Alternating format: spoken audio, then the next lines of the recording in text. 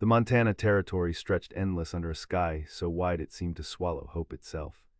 Winter of 1882 brought the kind of cold that turned breath to crystals and made even the strongest men question their choices. But for Nathaniel Cross, cold was just another day at the Triple Crown Ranch, the sprawling empire he had carved from nothing but grit and an iron will that bent to no one. Standing 6'3" in his worn leather boots, Nathaniel commanded respect without asking for it. His dark hair was touched with silver at the temples, his jaw sharp enough to cut glass, and his eyes, the color of storm clouds, held secrets that most folks were too smart to ask about. At 35, he was the wealthiest rancher in 3 counties, with cattle that numbered in the thousands and land that stretched beyond the horizon. But wealth had a way of attracting the wrong kind of attention. The parlor of the Cross Mansion was lined with mahogany and adorned with crystal chandeliers that caught the firelight like trapped stars. Tonight, like so many nights before, it played host to another parade of hopeful brides and their ambitious fathers.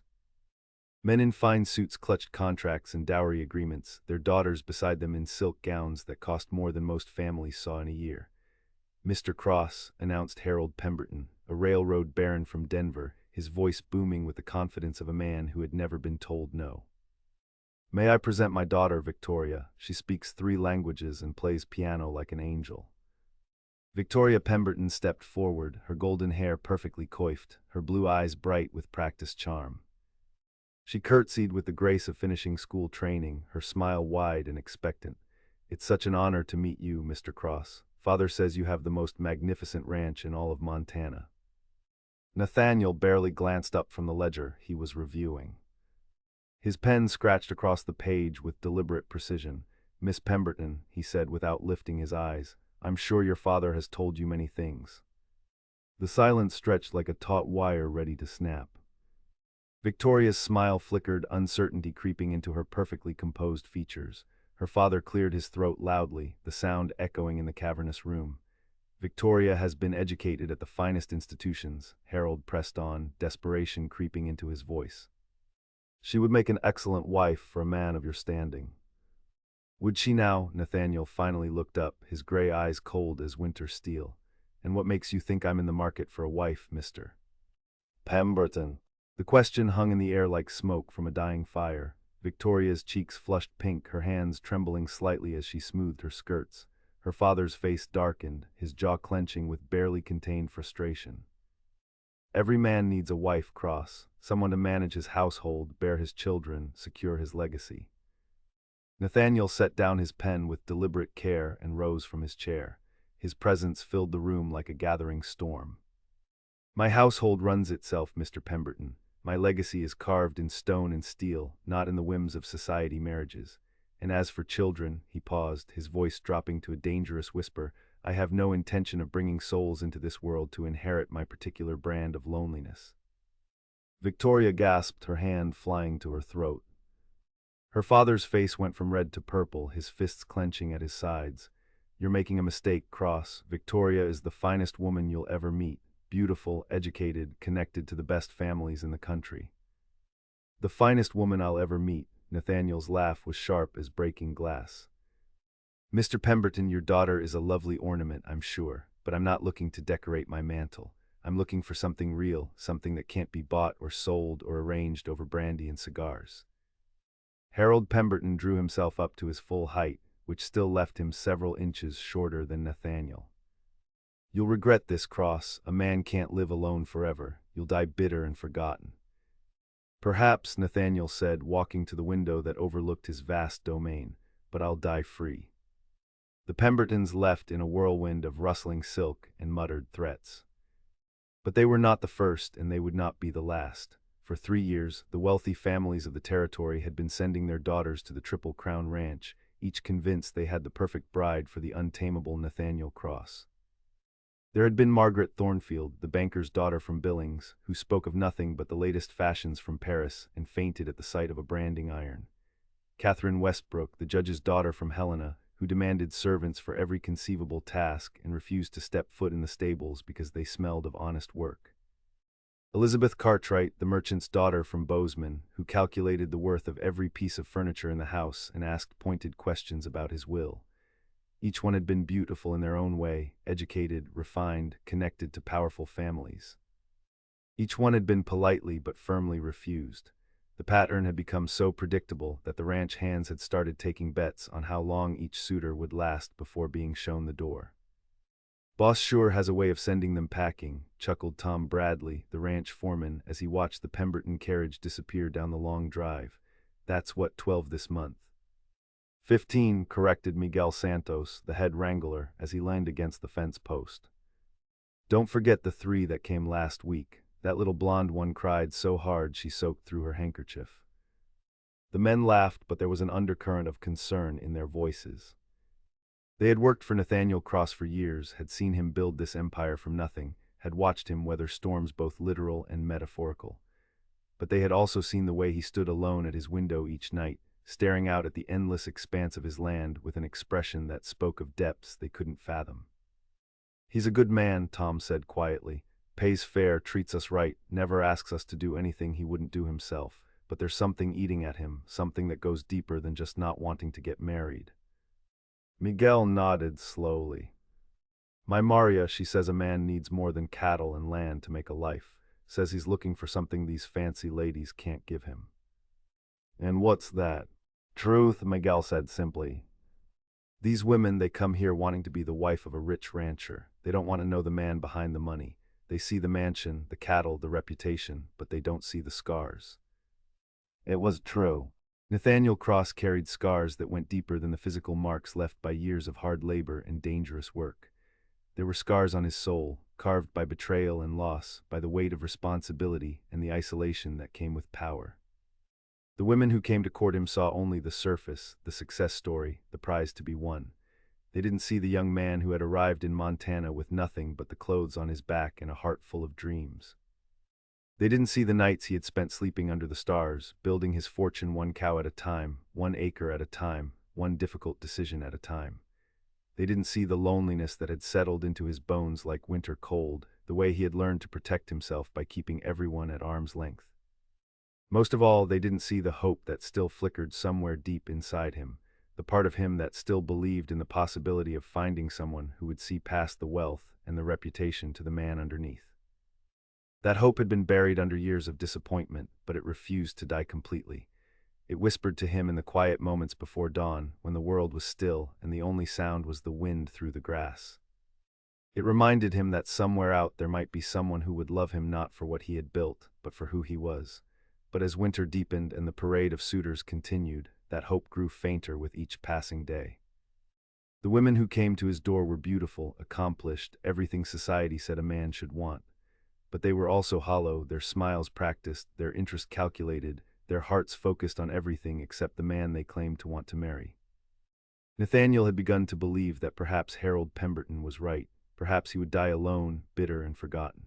Perhaps he was asking for something that didn't exist, something that belonged only in the stories his mother used to tell him before she died, stories of love that conquered all obstacles and hearts that recognized each other across any distance. The snow began to fall as evening approached, large flakes drifting down like pieces of a torn letter from heaven. Nathaniel stood at his window, watching the white blanket settle over his domain, feeling the familiar weight of solitude pressing down on his shoulders. Tomorrow would bring another day, another potential suitor, another disappointment. But tonight, as the wind howled across the prairie and the fire crackled in the hearth behind him, Nathaniel Cross allowed himself to wonder if somewhere out there in the vast Montana territory, there was someone who might see past the walls he had built around his heart. Someone who might approach his gate not seeking his wealth or his status, but seeking the man who had been waiting, alone and guarded, for someone brave enough to look beyond the surface. The thought was dangerous, he knew. Hope was a luxury he could not afford. But as the snow continued to fall and the night deepened around him, Nathaniel Cross found himself unable to shake the feeling that change was coming, carried on the winter wind like a whispered promise. The morning arrived with the kind of stillness that made every sound carry for miles. Nathaniel woke before dawn, as was his habit, and dressed in the darkness of his room. The routine was sacred to him, unchanging as the sunrise itself. Boots, worn leather that had molded to his feet over years of hard use. Shirt, flannel that had been washed and mended so many times the original blue had faded to the color of old denim. belt with the silver buckle his father had given him before consumption took him 20 years ago.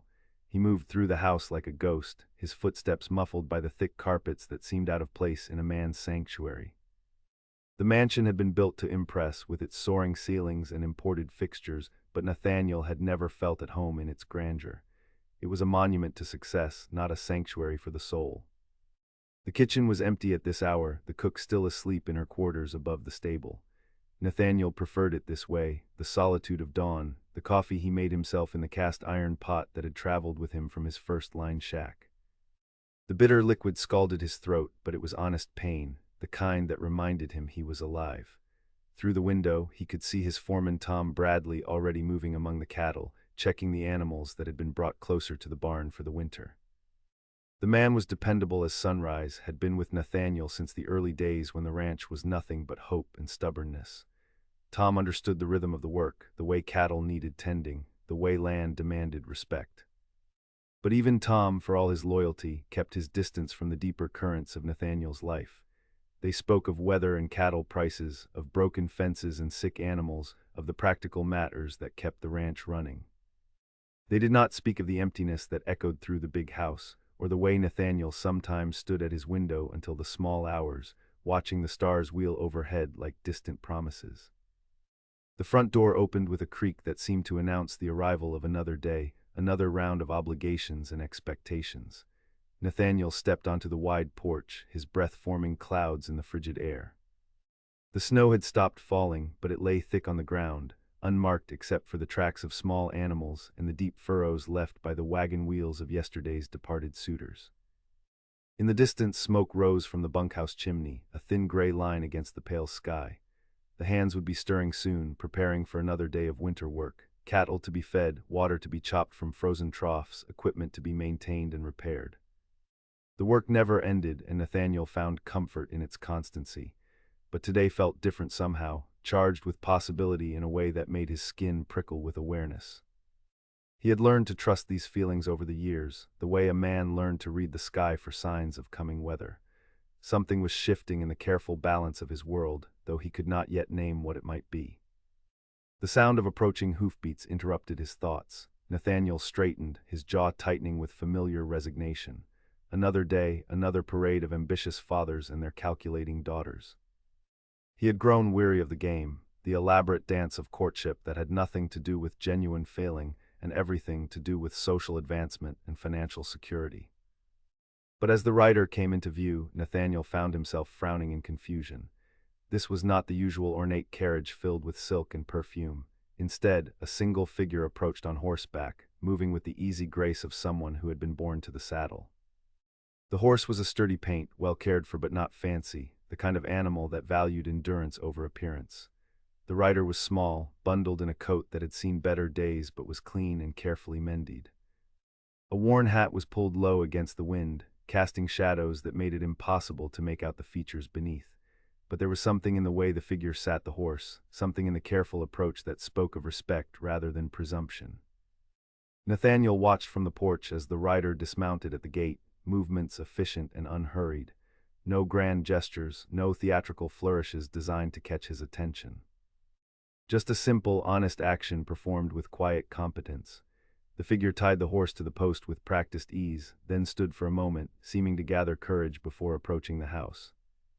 As the visitor drew closer, Nathaniel realized with a start that this was a woman, though she moved with none of the affected grace he had come to expect from his usual suitors. Her steps were steady, purposeful, the walk of someone accustomed to covering ground on her own 2 feet.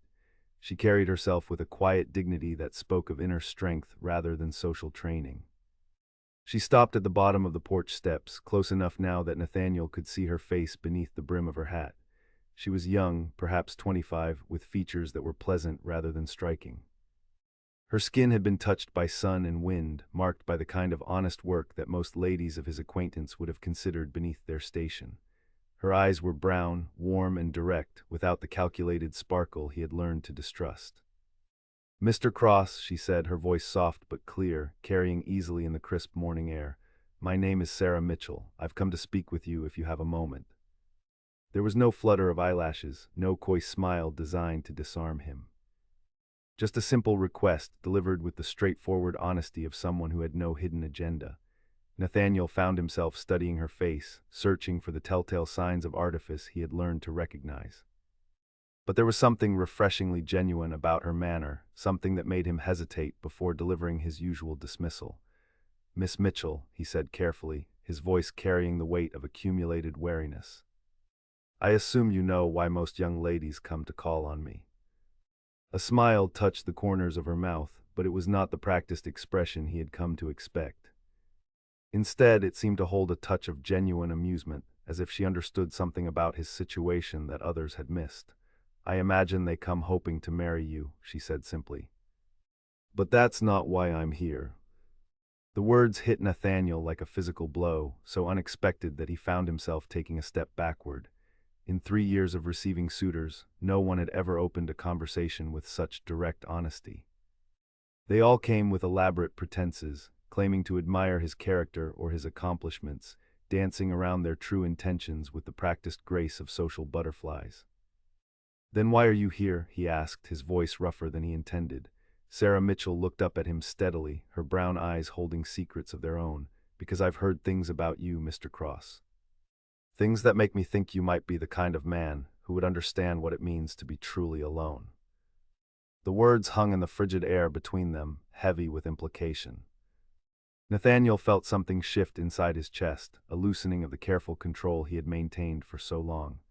This woman, this unexpected visitor who had appeared at his gate like an answer to a prayer he had been afraid to voice, seemed to see straight through the walls he had built around himself. "And what makes you think," he said slowly, "that I would be interested in discussing such things with a stranger?" Sarah's smile deepened, transforming her plain features into something approaching beauty. "Because, Mr. Cross, I don't think you've met anyone in a very long time who wasn't trying to take something from you, and I think you might be curious about what it would feel like to talk to someone who wants to give you something instead." The words struck Nathaniel like lightning illuminating a dark prairie.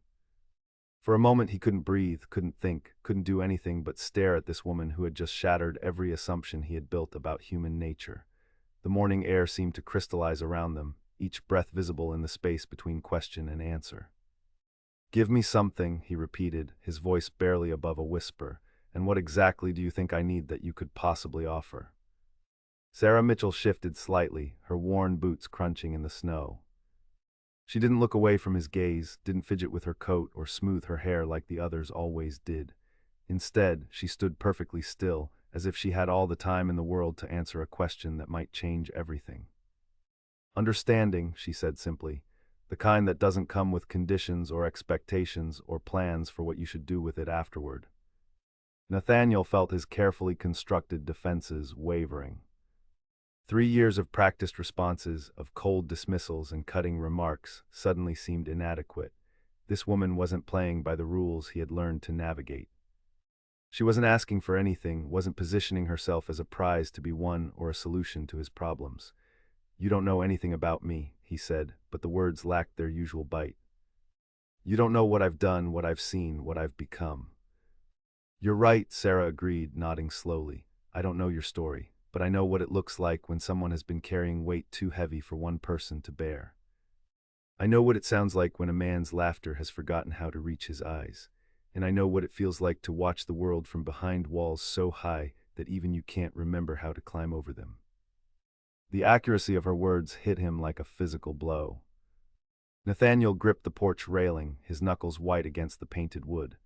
How could this stranger, this woman who had appeared at his gate like morning mist, see so clearly what others had missed entirely? "What do you want from me?" he asked, his voice rougher now, edged with something that might have been desperation. Sarah took a step closer, close enough that he could see the flecks of gold in her brown eyes, the way the cold had painted roses on her cheeks. "I want to tell you about a woman who lost everything she thought mattered, and discovered that sometimes losing everything is the only way to find what you actually need."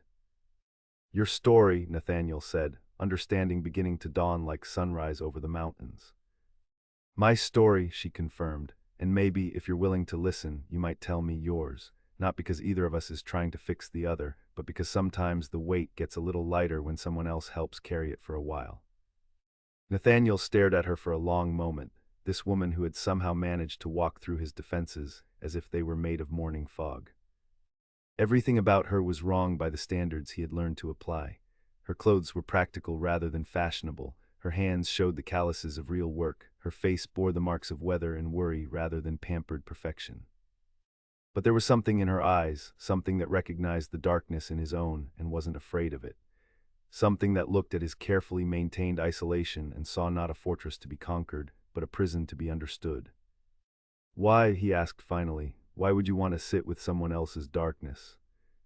Sarah's smile was sad and knowing, touched with the kind of wisdom that only came from walking through fire and emerging changed. "Because I've been sitting with my own for so long that I forgot what it felt like to share the load, because loneliness is a hungry thing and it feeds on silence, and because sometimes, Mr. Cross, the only way to find your way back to the light is to stop pretending you're not lost in the dark." The wind picked up, swirling snow around their feet like pieces of a puzzle waiting to be assembled. Nathaniel felt something cracking inside his chest, something that had been frozen solid for longer than he cared to remember. This woman, this unexpected visitor who had approached his gate with nothing but honesty and an offer to share stories, was offering him something he had almost forgotten existed. Connection, real, honest, unvarnished connection with another human being who understood what it meant to carry scars that never quite healed. "I should warn you," he said, his voice carrying the weight of years of accumulated pain, "that my story isn't a pretty one. It's full of choices I'm not proud of, people I've hurt, bridges I've burned because it seemed easier than learning how to trust." "Neither is mine," Sarah replied simply. "But pretty stories don't teach us much about how to live with the ugly parts of ourselves, and I think we've both had enough of pretty lies to last a lifetime." Nathaniel looked at her standing there in the snow, this woman who had somehow managed to see past everything he had built to protect himself. She wasn't offering him salvation or demanding that he become someone different. She was simply offering to sit with him in the darkness and share the weight of whatever they might find there. "There's coffee inside," he said finally, the words feeling strange in his mouth after so many years of sending visitors away. "It's strong and bitter, but it's honest." Sarah's smile transformed her entire face, revealing a beauty that had nothing to do with conventional prettiness and everything to do with the kind of joy that survived in spite of everything life threw at it. "Honest coffee sounds perfect," she said. "I've had enough of things that taste sweet but leave you feeling empty afterward." As they climbed the steps together, Nathaniel felt something he hadn't experienced in years. Not hope exactly, but something quieter and more sustainable. The possibility that perhaps he didn't have to carry his burdens alone forever. The chance that maybe, just maybe, he had found someone who would sit with him in the darkness without trying to drag him into the light before he was ready. The door closed behind them with a soft click, sealing out the cold and the wind and the endless expectations of a world that had never quite understood what Nathaniel Cross was looking for. Inside, the fire crackled in the hearth, casting dancing shadows on the walls like promises of warmth to come. And for the first time in longer than he could remember, Nathaniel Cross didn't feel quite so alone. The kitchen felt different with Sarah Mitchell in it. The same cast iron stove, the same wooden table worn smooth by years of use, the same window that looked out over the snow-covered pastures. But somehow the space seemed less empty, less like a monument to solitude, and more like a place where two people might actually sit and share something real.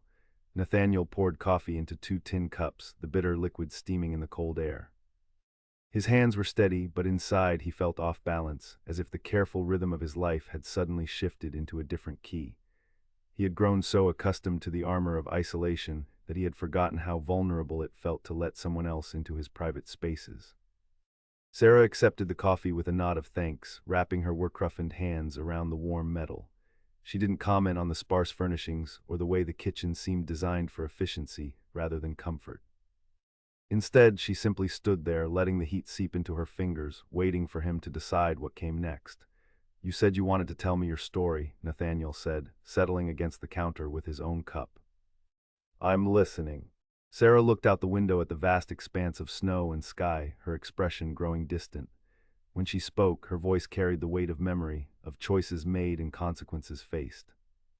"I was married once," she began, the words falling into the quiet kitchen like stones into still water, "to a man named David Mitchell, good man, or so I thought, owned a small farm about 50 miles south of here, raised wheat, and kept a few head of cattle. We had plans, the kind of dreams that young people make when they think the world owes them happiness. She paused, taking a sip of coffee that seemed to steady her. We were married 3 years, happy years mostly. David was kind, hardworking, everything a woman was supposed to want in a husband. We were trying to have children, talking about expanding the farm, building a life that would last. Nathaniel waited, sensing that the difficult part was coming.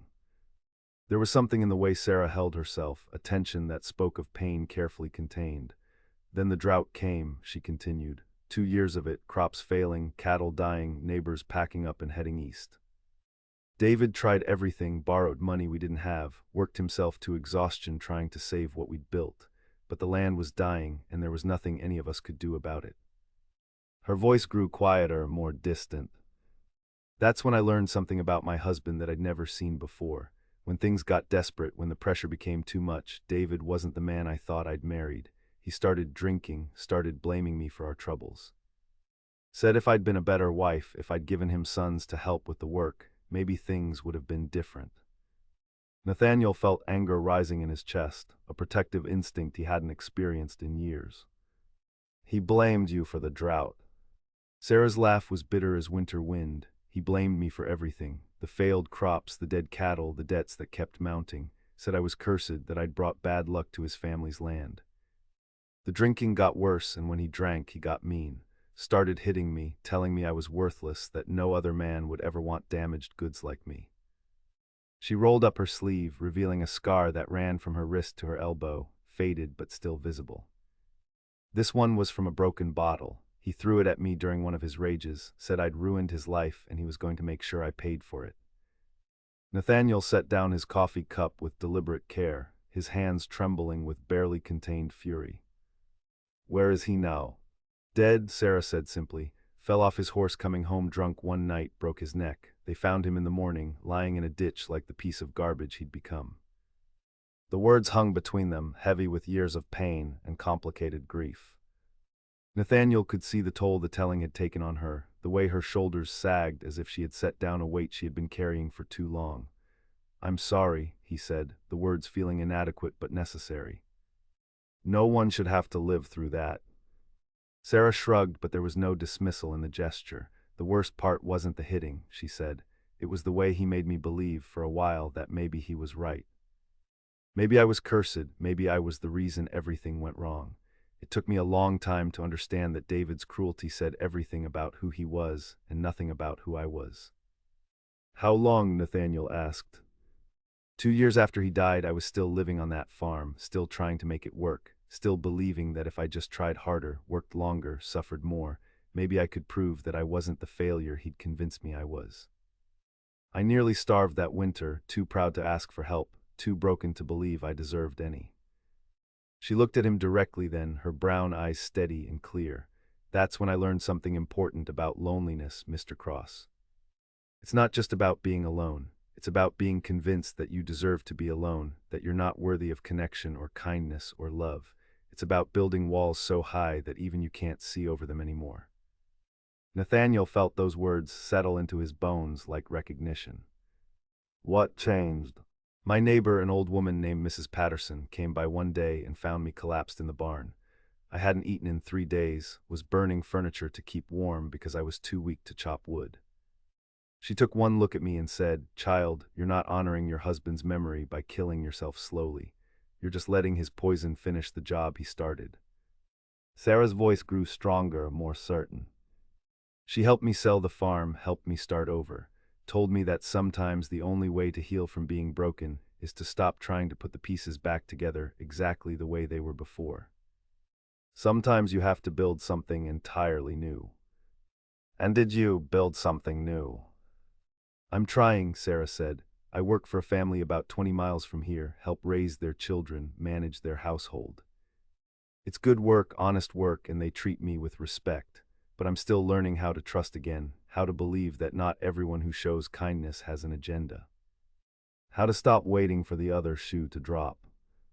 Nathaniel nodded slowly, understanding more than he wanted to admit, and that's why you came here.